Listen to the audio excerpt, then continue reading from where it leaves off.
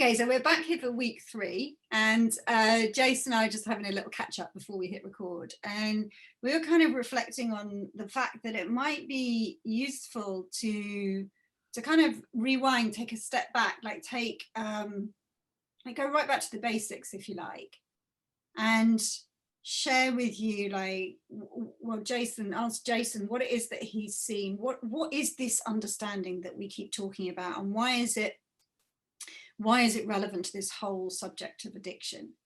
And we kind of realized in the last 2 sessions, maybe we've been running before we can walk, and we just wanted to like stop, back up, let's get clean, let's start again, get it really clear, and before we move on to the other things that we want to talk to you about today.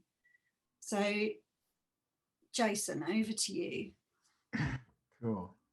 Yeah, it's so funny, that, isn't it? Because like and we, I guess, become so used to, like, as we're learning more, it's kind of like lumping things together. Oh, I've got to get this, and it's just a great idea to reset.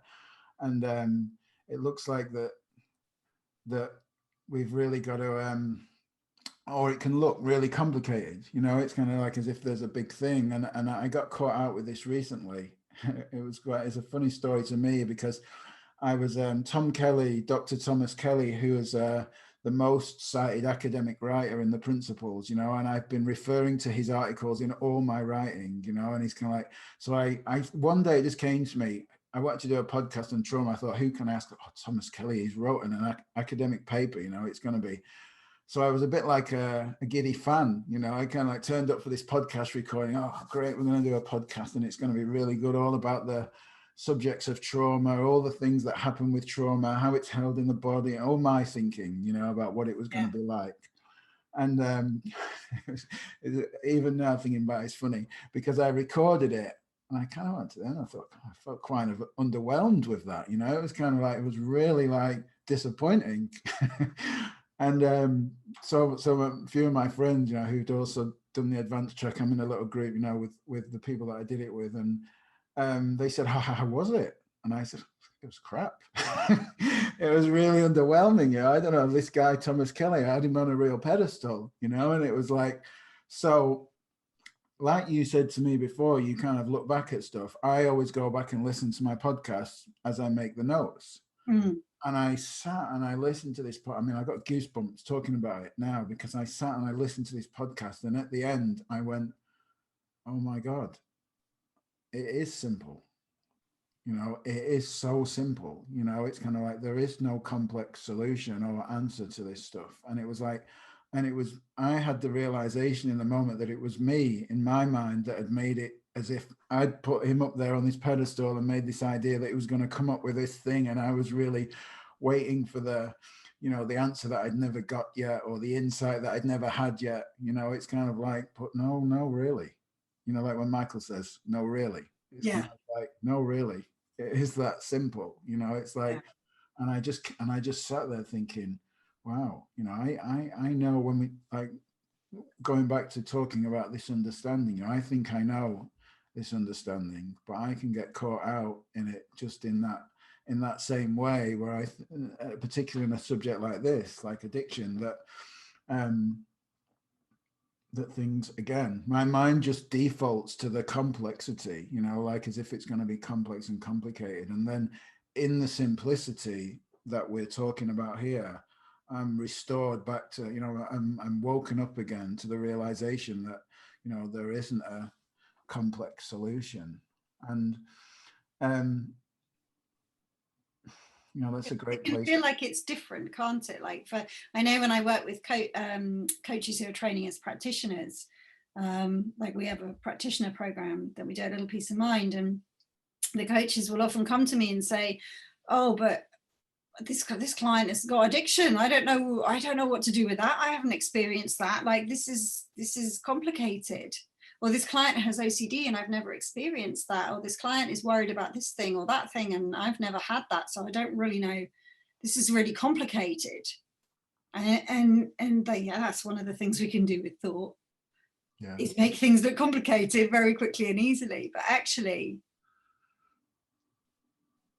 it's funny, because when people hear what you just said, I can imagine people's hearts sinking, because they're like, oh, I thought he was going to give us the magic bullet, and no, he's just going to say the same things everyone else has already been saying. It's not helpful. Like, I've already heard it all before, right? Yeah. And that, such a key way to take yourself out of this conversation, is that like, oh no, I've already heard it all before. And instead to actually get open to going back to like, well, what do we mean by this understanding? What does that mean to you, for example? Like, what is it that we're attempting to point to? And, you know, and I'd love to hear that in your words, like when it looks really simple to you, those days, you know, but like when it looks really simple to you, like, tell us how it looks to you. What is it the principles are pointing to? What is this understanding to your mind? You know, and it's in its simplest form that, you know, before going into an explanation, is that everything is always working as it should be, you know, and it's like, and I have this magical way of complicating experience, of making it look like it's something other than that simple form, and that my thoughts are in the moment creating this experience of complexity, you know, like they were in that example that I shared, you know, that it looked real to me, that he was going to give me the magic bullet, as you said, you know, and I got all caught up in that.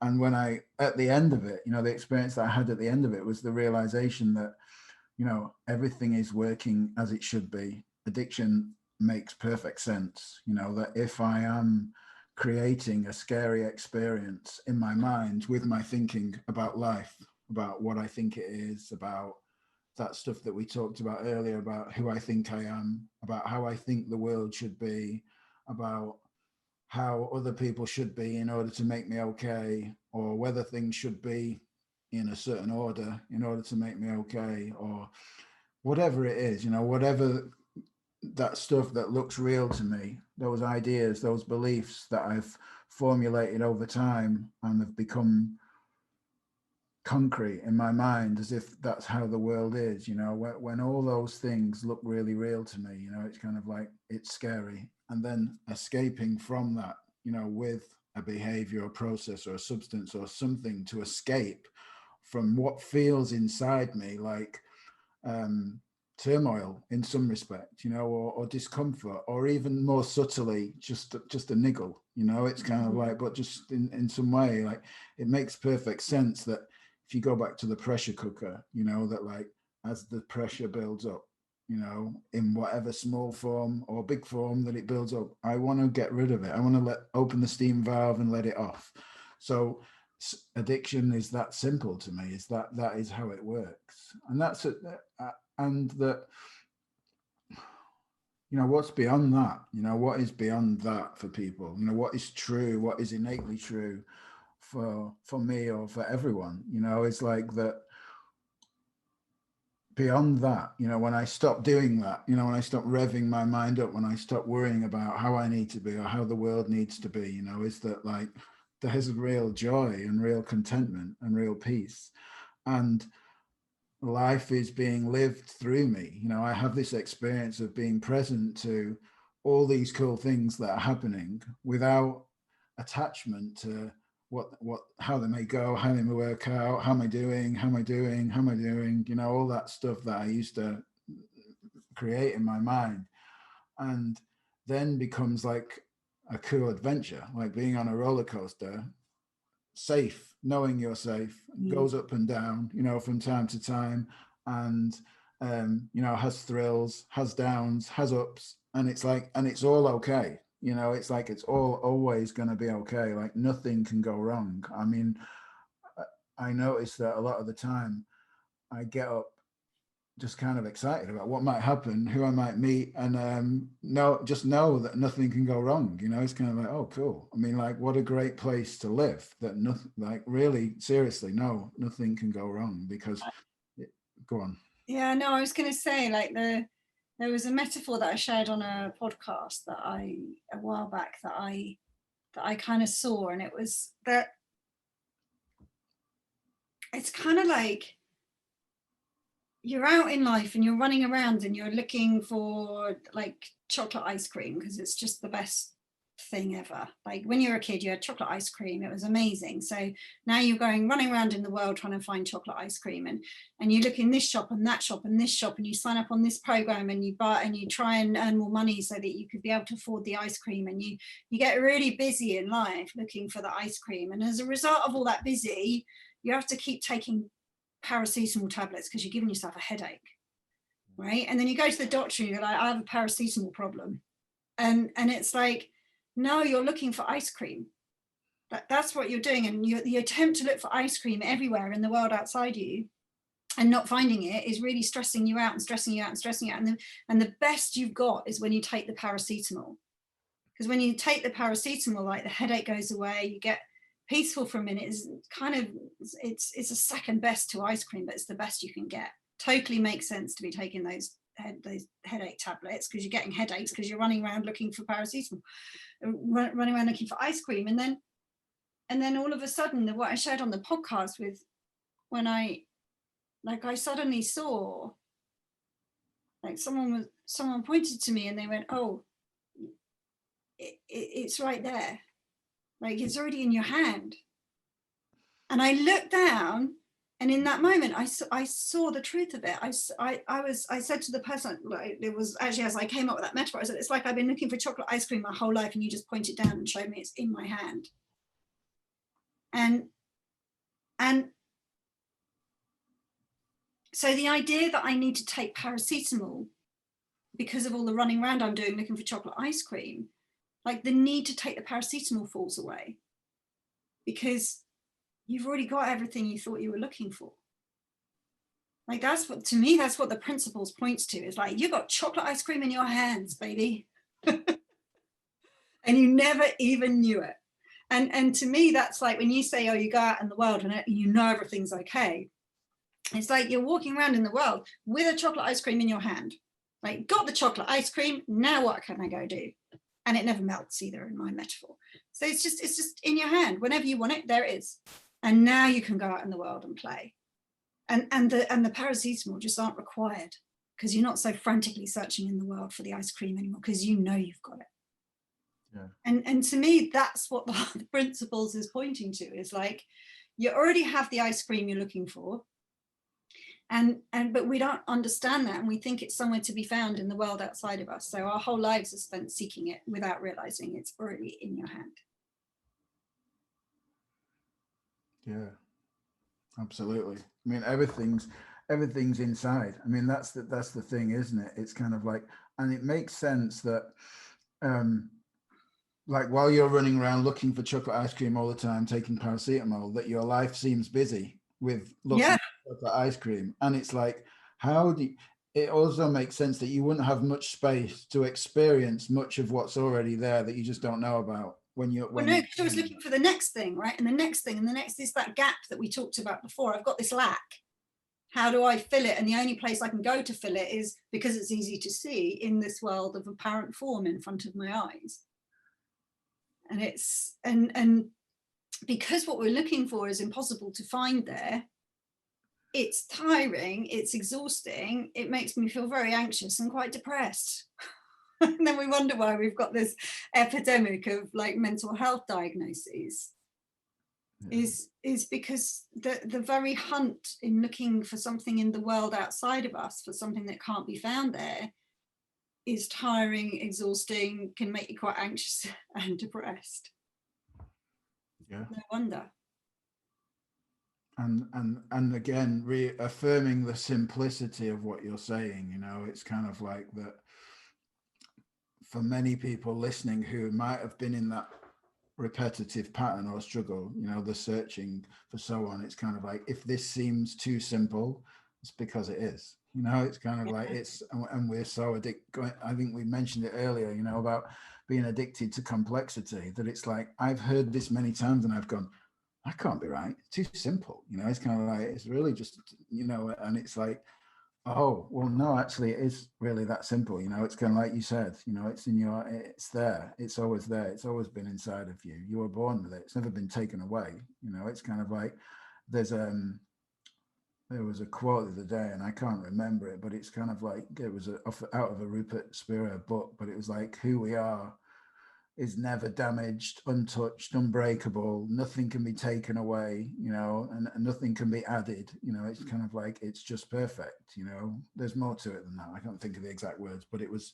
you know, that same thing, that essence of who we are, you know, the perfect mental health that's inside all of us, that we're somehow trying to find outside of ourselves. You know, it's always there waiting, no matter what you do, no matter what crazy things you might do to try and fix yourself, or try, you know, wherever you get lost, you know, it's kind Yeah, of I like, mean, you're running around the shops with the ice cream in your hand. It's just you don't notice, because you're so, like, you take it with you everywhere you go, and you're seeking, because you can't not. It's like it's glued to your your left hand, my metaphor. And we're so busy in piles of thought, because nobody ever told us that we don't have to believe what we think. Nobody ever told us that we're not our thoughts. Nobody ever told us anything about the nature of thought. So if you know nothing about the nature of thought, you believe everything you think you're looking at a fixed reality, that and it looks pretty dire some of the time. And that stuff out there is making me feel bad. If you don't understand the nature of thought, then you're always going to be in that world of just piles and piles and piles of stories, all of which look true and permanent and real and fixed and solid. Like, it looks like my sister is awful and she needs to change for me to be okay. That's just true. We don't see the sister is made of thought. We don't see that the thought is transitory. That experience is transitory. We don't see that it's a story. We don't see that's us, not them. If we don't understand the nature of thought, then how could we know any of that? So now I've got a grumpy sister to deal with. Now I've got to navigate that. If I look out and my life is awful, and it truly is, and I've got a problem at work and I can't function well, and I'm feeling really stressed, and that is true. If we don't know the nature of thought, then that fact is true. That is creating my experience. All the piles of thinking I do to try and figure it out just bring me more pain and suffering. But I got to navigate that somehow. So I'll reach for the glass of wine. And if we don't understand that, no, your work isn't stressing you out, you are stressing you out. We don't understand that's a temporary experience. And if you don't understand, you don't have to believe everything you think. Then you're stuck with trying to navigate a very real, solid looking thing. And sometimes alcohol is the only way you can do it.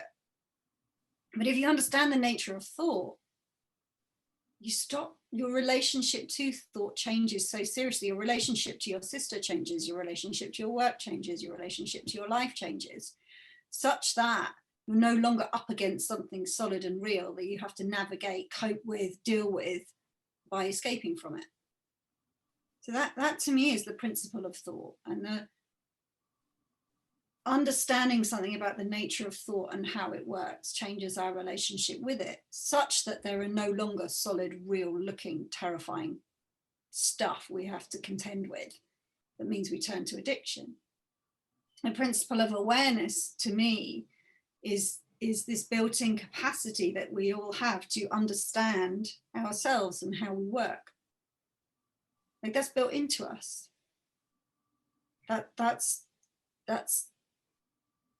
the power of awareness, the power of consciousness, that brings all that thinking to life, and is also our capacity to get insightful about ourselves and our experience. And to me, the principle of mind is the ice cream's right there. You already have everything you need. And in the seeing of that, the whole of the seeking and running around and trying, like, it just collapses. So there's nothing that you need to, you're not up against anything you then have to try and escape from. It's just thought. And that's my best way of explaining the principles today in this moment. Like, ask me tomorrow, I'll say something different. I've never described it that way before, but it's like, if we're going right back to the basics, that understanding what's going on in addiction you're right, it's really simple. It's just the same thing again. Our attempts to deal with what looks like a really real looking world with no awareness of the role of thought. Makes perfect sense. Yeah. Yeah.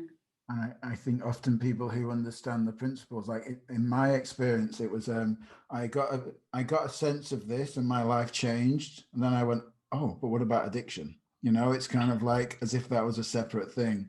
And many people in the principles say, yeah, you know about addiction. I don't think I know that much about it. And I always say to them, I actually think you do. You know, Yeah, well, that's why I invited you here to do this course. I'm like, I'd love to do one on addiction, but I know who to ask, Jason, because I don't know anything about it. yeah, and you do, because it's the Yeah, same. You know, same. it's the same simple like thing that you just explained, that when we get a different relationship with our experience, it, as we said earlier, it stops making sense to medicate that, you know, because we have that realization of how it all works, and we feel the experience still, you know, like it's transient, it comes and goes, but it no longer looks that important to actually, oh well, you know, it's kind of like it's just another one of those things that's happening, and it's like it no longer seems like that concrete, like you said, the concrete walls of life, you know, of reality that are on the outside look to have fallen, and it has changed to something that, oh well, it just happens, you know, in me, and it comes and it goes, and I'm okay again, and I'm always returning to that place. But it's different. It's not, I guess, if I'd ever thought about addiction and the principles, it's like it's not. So people will try and turn it into strategy, right? And you tell me if this, like, tell me if I'm seeing this the way that, tell me what you think about this. But I kind of had the idea at some point that what would happen is that I'd get the little whisper of voice going, oh, go and have some chocolate, go and have some, pick up your phone, pick up your phone. And I would say, ah, that's just my thinking. And then I would just ignore it. And then because it's transitory, it would go away after a while. And therefore, and I've dealt with the addictive thought that time, I won. And the next time it comes up, I'll tell myself it's just my thinking, and then I'll have won. And then the next time. And it's like that, I see that again and again with my own clients. It's like, well, then I'll tell myself it's just my thinking, and then blah blah blah. That's me applying the principles. And I think like what we're pointing to is, no, when we see the, when we get touched by the truth of the principles, the whole house of cards collapses, and then there's no longer any need to medicate. Yeah, I think it's natural for people to sort of to do that first, you know, Yeah, like a lot of the time. And it's like they do go, okay, like we said before, how do I get this? You know, I've got my pen ready. Okay, yeah, lots of transient, they will pass. So next time I have a compulsion, you know, it's kind of like I know exactly what to do. And yeah, like, so right, I'm ready. You know, yeah, it's kind of like got my list, you know, waiting for the compulsion. And of course, you're not smiling or laughing, you know, it's kind of like usually quite pissed off. You get it, and it's kind of like you go, okay, yeah, it'll pass, okay, it'll pass. And what happens with that thought, because there's still some air, you know, there's still a lot of misunderstanding in your life, that you haven't seen the truth of the principles, you know, you haven't seen how our experience is created. It still looks like there's stuff in your world that kind of like is solid and that you need to escape from or deal with or do something about or get better at or get somewhere. So considering you kind of still have that, you know, misunderstanding that you have this thought, and what happens is it just gets louder and louder and louder and louder, and it turns into a compulsion, and then you go, oh, fuck it, you know, I'm going to go yeah, and do it now. And then it's kind of like, oh, well, them principles, I tried them, that didn't work. yeah, You know, it's kind of, and it's kind of like, and I've had many people saying to me, oh, I've been trying, you know, it's kind of like, just when someone says trying, the word trying, it's kind of like, I think, I guess there's a something not quite understood correctly here, you know, and what we're talking about. But And even in that, even in that, the fact that they come back to you and say, I've been trying and it doesn't work, yeah, the fact that they come back to you means that no, that something deeper is touching them. They just haven't, we just don't know what it is yet, right? But the deeper impact of the conversation is occurring regardless of what you think. Because when you're facing in the direct, when you're looking in this direction, it's truth has its own pull, and it will pull you towards health. It is pulling you towards health, otherwise you wouldn't be watching this video right now. It's pulling you to health, regardless of whether you think you're getting it, not getting it, whether you like it, don't like it, whether you're still drinking the wine or taking the drugs or doing the shopping. It's like, no, the thing that's got you and plonked you in front of this video right here, right now, in this moment, that's the pull of truth. That's wisdom. That's our health, regardless of what you think. So whether you are writing it down and failing at your addiction, and this is something we want to talk about as well today, but like whether you're writing down the principles and then trying to apply them and failing, which is one of the stories we can tell with a thought, right? And we've all been there, Jason as well, right? We've all been there, but just to know that there's something that's got you showing up here and listening, and that thing is the getting it.